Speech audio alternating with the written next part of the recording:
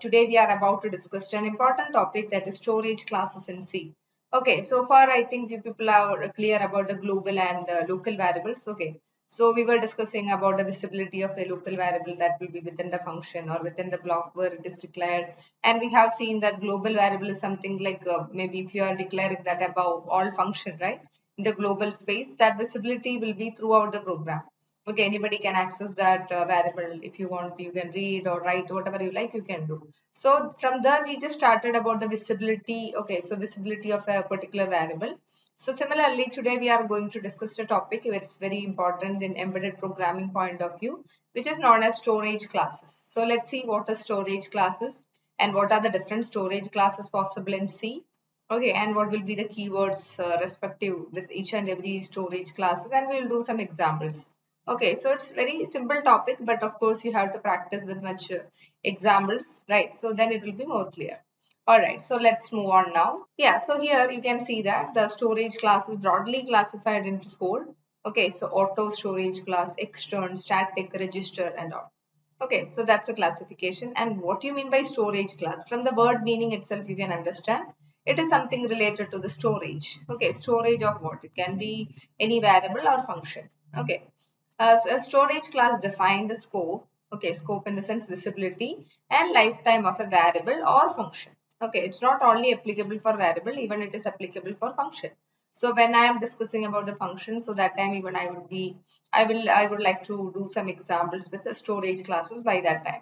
Okay, so before that, at least be clear what are this four different storage classes and what is the speciality. Okay, so that is clearly defining the scope, okay, and the lifetime of a variable or function. That's it. And yeah, so the storage classes, for each and every storage classes, there will be a corresponding keyword. So the keyword is same like auto, like register, static, extern. So that usually will be writing before the function, okay, before the function name or even before the variable name. For example, usually we used to declare the variable int I equal to 10 something. Okay, so before this variable int I could have declared, means I can use a keyword like auto int I, or it can be static int I. Okay, so for each and every storage classes, the meaning is different. So now let's explore one by one. Okay, yeah. So before moving further, let's have a quick discussion about like the different storage classes and the speciality, like especially the features and all. Okay, so the first storage class is auto. Auto storage class, maybe 90% of the time we are not writing the keyword, but it is very similar, or it is nothing but the local variable declaration. Okay, so the declaration location will be inside a function or block. It is similar to local variable, and the scope will be within the function or the block only. Okay, and the lifetime will be until that function or block completes. So that's about the auto storage class. You can remember that. Okay, it is nothing but the local variable declaration. If you want, you can write the auto keyword, or else whenever you are declaring any variable within a function or block, that become automatically, okay, so automatically that become local variable. So auto is nothing but automatic. Okay, so that's about the auto storage class. Then now let's come to the register storage class.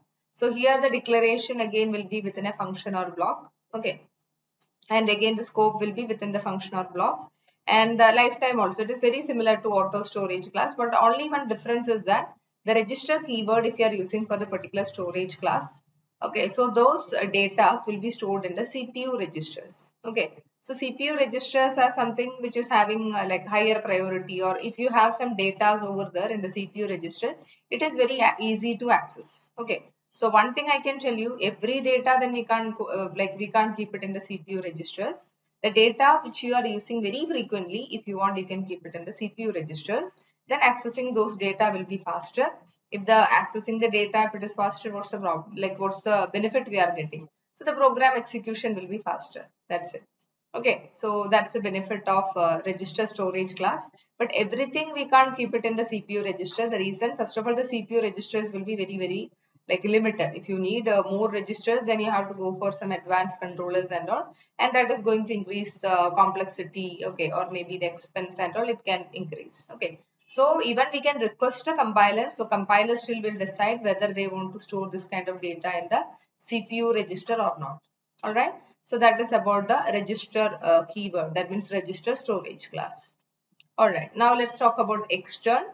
External storage class, it's very important in embedded programming point of view. The reason is that sometimes, like if you are making a complete embedded application, okay, so there can be different C files, okay. So maybe multiple people working in the same project. So I am writing one project, for example, I am writing the sensor part. Somebody else is writing the display part like LCD display. Somebody else is writing some other things. Okay, it can be any ADC functions and all. Yeah, so all will be writing different source file, okay, .c file. It can be like main.c or different name you can write. Okay, so all will be writing different source file, and finally we will be clubbing all this source file, and we will make one project. One executable file will be creating by clubbing all the source file. That example, let's see like in CubeIDE, so it will be more clear. All right, so in this occasion, what I want to tell you, maybe suppose the first person created some variable. Okay, so he just declared that variable. Maybe he haven't used that in the program. Okay, so he is assuming that like maybe the second or the third person will be using this variable. So if this variable declaration, if I have done in one.c file, maybe in the second or third source file, if I want to access the same variable, then I can use the keyword extern, because I don't want everybody should create the same variable in multiple files. We don't want to keep it. Okay, what's the problem then? For each and every variable, different memory allocation will be done. Okay, so the variable name will be same, the variable what we plan will be same, but the end of the program, what will happen? Each and every variable will be having different memory spaces, and all will act like independent like variables. Okay, so all will behave like different variables. So that situation we don't need. So in one file we will be like declaring the variable. For example, int I, in the first file I will be doing, and I will be declaring. Maybe in the second or third source file I can use the same variable I, okay, without like additional memory space and all. So in that occasions and all, I can tell that this variable is already defined in other program. So just to show that, I can use the keyword extern. That's it. I hope it's clear for all, right? So that's about the external storage class. Now let's talk about the static. Okay, so static storage class we can divide into two. So it can be static local and static global. Okay, so what do you mean by static local? So of course the static variable we will be defining within a block or function, so that become local. Static global, that means outside all functions. So maybe in the global space again I can declare a variable with the static keyword. So that becomes static global. We will see these two examples separately. All right. So what is a static variable? Maybe that is a next question. Okay. So why we need static variable? So for example, like if it is static local, you can see until the program terminate, that only the lifetime. And if it is static global, until the program terminate, that will be the lifetime. So it can be the simple difference between global and local. But the reason why we are using anything as static, in simple way I will tell you. For example, if you are making any project, okay, so in that project, suppose we are making a visitor counter. Okay, so when every time whenever the sensor is sensing some movement, okay, so we just want to detect that's a person, and hence we have to increase the count variable. Okay, so maybe the detection like we are doing in separate function, and the printing thing if we are doing in the separate function, and maybe the main function can be separate. Okay, all are like one program only, but all will be different function. But like if I am declaring the count variable within a function, that count variable will be local to that function only. Okay, so if I am going inside the function, suppose I return int count equal to 0. Okay, so the count variable got initialized to 0, but once the function get over, okay, so the count variable dies is again over. Then again, if I'm like calling that function from the main program, again they will initialize the count to 0. Okay, so like this is of course not practically possible for the visitor counter example what I am telling. So every time the count variable should update from the last updated value. Okay, suppose for example the count is 2 right now. Then again if the third person is coming, of course the count has to increase to 3. Okay, I can't again initialize the count variable to 0, again counting like 1. Okay, so of course understood. I think all are clear about this like confusion. So this kind of confusion central, if you want to avoid, you can use this static keyword. Okay, so before the variable declaration, we'll be using the static keyword. So don't worry, it's all just I discussed in overall. Now let's do the program. So I think by the time all will be clear about it, right? Yeah, so now let's see what is auto storage class. Okay, so auto storage class is nothing but the variable defined using auto storage class are called as local variables only. Okay, So auto stands for automatic. That's it, automatic storage class. A variable is an auto storage class by default. Okay, so by default it is auto storage class. For example, here you can see two example two variable declaration I have done. So in the first one we written int amount. Okay, so in the second one we have done auto int month. Okay, so if you are writing int amount or auto int amount, both are same. Okay, so that's why I'm telling 90% of the chance we never written the auto keyword. So if you are writing auto keyword, it means to say it is auto storage class. That is nothing but a local variable declaration. Okay, so the life will be within that function or the block. That's it. So let's see one example. Yeah, so here I just written one program. So where I am just using the auto storage class. Okay, so you can see here at the beginning, I declared one function. I declared and defined it here itself. So void fund. So fund is the function name. Simple. Okay, and inside that I am just writing a printf statement. And I'm just trying to print the variable. Okay, so variable j. Okay, so far it is not defined within the function. Let's see. Now let's come to the main program. So in the main program, you can see first I declared one auto variable, okay, auto int j equal to 1. So it is nothing but int j equal to 1, a simple local variable declaration. Okay, so here within the main function, I'm just dividing this into different blocks. Okay, so again, you can see I am just opening one more curly bracket and again I written int, okay, int j equal to 2. So again, I am using the keyword auto keyword, all right.